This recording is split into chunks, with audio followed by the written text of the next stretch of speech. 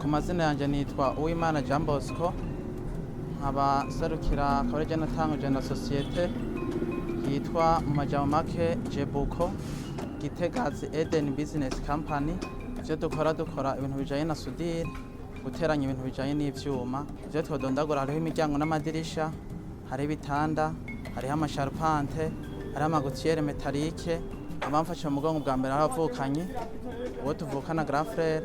Hama mu nyuma woshimira kugeza no saa kubona vyaguze hokera aha ni wa mugambi w'igihugu wo gushigikira urwaruka biciye ku mukuru w'igihugu yatanguje no projet biciye muri payeje, bahavura barampa, bamfata mu mugongo, bampa ingurane.